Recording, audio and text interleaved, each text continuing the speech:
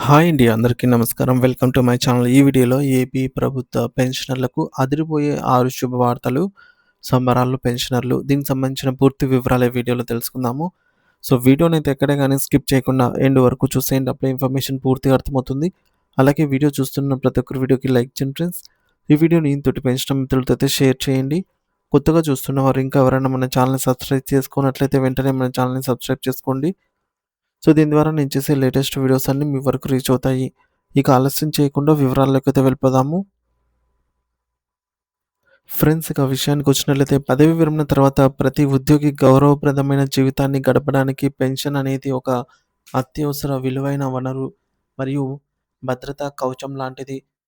Pension అనేది ప్రభుత్వం ఉద్యోగులకు అందించే దయాదాక్షిణ్య బహుమతి లేదా భిక్ష కాదని, అది ఉద్యోగి తన జీవితకాలం చేసిన నిస్వార్థ సేవకు ప్రతిఫలంగా సంపాదించుకున్నటువంటి చట్టబద్ధమైన హక్కు అని భారత అత్యున్నత న్యాయస్థానం సుప్రీంకోర్టు అనేక చారిత్రాత్మక తీర్పులలో స్పష్టం చేసింది. చాలామంది పెన్షనర్లకు తమకు రాజ్యాంగం కల్పించిన ఈ హక్కుల పట్ల పూర్తి అవగాహన లేకపోవడం వల్ల అనవసరమైన ఇబ్బందులు పడుతున్నారు. DS Nakara versus union of India 1983 కేసులో సుప్రీంకోర్టు ఇచ్చిన తీర్పు ప్రకారం పెన్షన్ అనేది ఒక ఆస్తి హక్కు లాంటిది. దానిని సరైన కారణం లేకుండా నిలిపివేయడం లేదా ఆలస్యం చేయడం లేదా తిరస్కరించడం ఇవేవి కూడా పూర్తిగా రాజ్యాంగ విరుద్ధమని తేల్చి చెప్పింది.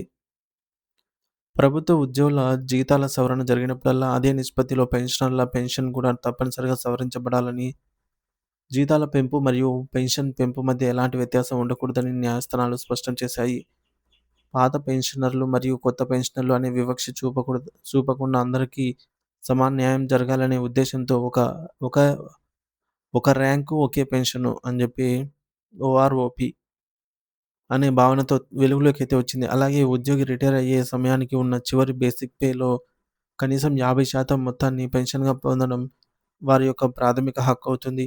దీనికి అదనంగా పెరుగుతున్న నిత్యావసర ధరలను దృష్టిలో ఉంచుకొని కరువు భత్యం, డీఏ కూడా ఎప్పటికప్పుడు పెన్షన్‌తో పాటు కలపబడుతుంది. తద్వారా వృద్ధాప్యంలో వారు ఎవరిపైన ఆధారపడకుండా గౌరవంగా బతకగలుగుతారు. ప్రభుత్వ ఖజానాలో డబ్బులు లేవనో, ఆర్థిక భారం పడుతుందనో సాకు చూపి పెన్షన్ చెల్లింపులను ఆపడం కుదరదని సుప్రీంకోర్టు కేరళ రాష్ట్ర పెన్షనర్ల కేసులో ప్రభుత్వాన్ని హెచ్చరించింది. పెన్షన్ చెల్లింపు అనేది ప్రభుత్వ బడ్జెట్‌లో అంతర్భాగమే తప్ప అది అదనపు భారం కాదని స్పష్టం చేసింది. చిన్న చిన్న కారణాలతో వయోవృద్ధులైన పెన్షనర్లను కోర్టుల చుట్టూ తిప్పడం, వారిపై అప్పీళ్లకు వెళ్లడం సరికాదని, ఇది వారిని మానసిక క్షోభకు గురిచేస్తుందని న్యాయస్థానాలు ప్రభుత్వాలకు మొట్టికాయలు వేశాయి. పెన్షనర్ల సమస్యలను ఎప్పుడూ మానవతా దృక్పథంతోనే పరిష్కరించాలి. ఇటీవల కర్ణాటక హైకోర్టు ఇచ్చిన ఒక తీర్పు పెన్షనర్లకు కొండంత అండగా నిలిచింది. కేవలం లైఫ్ సర్టిఫికేట్, జీవన ప్రమాణ పత్రం నిర్ణీత గడువులోగా సమర్పించలేదని బ్యాంకులు పెన్షన్ నిలిపివేయకూడదు. ఒకవేళ పెన్షనర్ అనారోగ్యం లేదా వృద్ధాప్య రీత్యా బ్యాంకులకు రాలేకపోతే బ్యాంక్ అధికారులే స్వయంగా వారి ఇంటికి వెళ్లి వారి వారు జీవించి ఉన్నారో లేదో నిర్ధారించుకోవాలి. ఒకవేళ ఈ నిబంధన పాటించకుండా పెన్షన్ గనుక ఆపివేస్తే, ఈ ఆపివేసిన మొత్తాన్ని 6% వడ్డీతో సహా గడువు తేదీ లోపల అంటే ఒకేళ ఈ మేరకు వడ్డీ గూడా నిర్ణీత గడువు లోపల చెల్లించకపోతే 18% వడ్డీతో బ్యాంకు అసలు ప్లస్ వడ్డీ మొత్తము యొక్క పెన్షనర్‌కు చెల్లించాల్సి ఉంటుందని ప్రభుత్వం హెచ్చరించింది. ఇది అనారోగ్యంతో ఉన్న వృద్ధులకు గొప్ప ఊరటనిచ్చే అంశం. పెన్షనర్లు తమ హక్కులను కాపాడుకోవడానికి ఎప్పటికప్పుడు ప్రభుత్వ జీవోలు మరియు సర్క్యులర్ల పట్ల అవగాహన కలిగి ఉండాలి. మీ సర్వీస్ రికార్డులు, పీపీఓ, బ్యాంకు పాస్‌బుక్, ఆధార్ వంటి పత్రాలను చాలా జాగ్రత్తగా కుదిరితే డిజిటల్ రూపంలో భద్రపరచుకోవాలి. పెన్షన్‌లో ఏమైనా సమస్య తలెత్తితే సంబంధిత బ్యాంకు లేదా ట్రెజరీని సంప్రదించాలి.